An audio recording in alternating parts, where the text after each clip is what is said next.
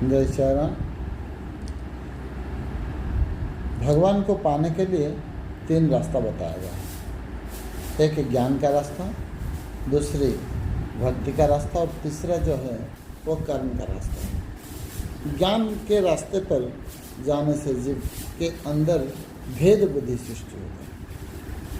भेद बुद्धि के कारण किसी को नीचा दिखना, किसी को ऊंचा दिखना, किसी को अच्छा, किसी को बुरा, ये सब भाव अपने आप पैदा होता जाता है। और भक्ति के अंदर जो जाता है, भक्ति के रास्ते पर जो जाते हैं, उसके मन में संदेह बुद्धि सृष्टि होती है। भक्ति में भी एक दोष है, वो है संदेह। और कर्म के मार्ग पर जाने से लोभ बुद्धि सृष्टि होती है। जहाँ पे कर्म करेंगे, कुछ पाने के लिए मन में ख्वाहिश होगा, कुछ पाने के लिए कोशिश करेंगे, उसी से वो पाते पाते क्या करेंगे ना, उस हमारे अंदर लोभ का वृत्ति सृष्टि हो जाता है, लोभ वृद्धि हो जाता है। कर्म के मार्ग पर भेद बुद्धि और ज्ञान के मार्ग पर भेद बुद्धि, कर्म के मार्ग पर लोभ बुद्धि और भक्ति के मार्ग पर संदेह बुद्धि हो जाता है। ये कहने का तात्पर्य क्या है? जो ज्ञान को प्राधान्य देता है वो कभी भेद बुद्धि ना करे।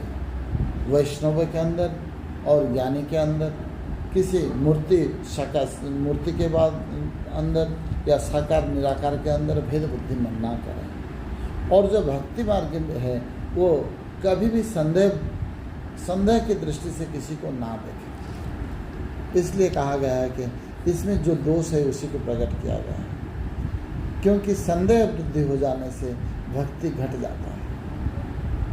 भगवान मिलेंगे या नहीं मिलेंगे, भगवान हमारे पास है, हमारे बात सुनते हैं या नहीं सुनते, हम भगवान को रिझा पाएंगे या नहीं पाएंगे, ये सब संदेह बुद्धि से ही जीव के अंदर भक्ति घट जाता है। और कर्म करते हुए लोभ आ जाए तो कर्म होकर नहीं रहता, वो स्वार्थ में परिणत हो जाता है। कर्म जब स्वार्थ में परिवर्तित हो जाता है तब उसी को भगवत रास्ते पर न ले जाकर वो स्वार्थी रास्ते पर ले जाता है। परमार्थ के रास्ता छूट जाता है और स्वार्थ के रास्ते पर आगे बढ़ जाते हैं। इसलिए ज्ञान मार्गी कभी भेद न करें और भक्ति मार्गी संदेह न करें, भगवान के ऊपर संदेह न करें और किसी के ऊपर भी संदेह न करें। और कर्म मार्गी कभी लोभ ना करें। यही मानस भाव है, यही मानस का सार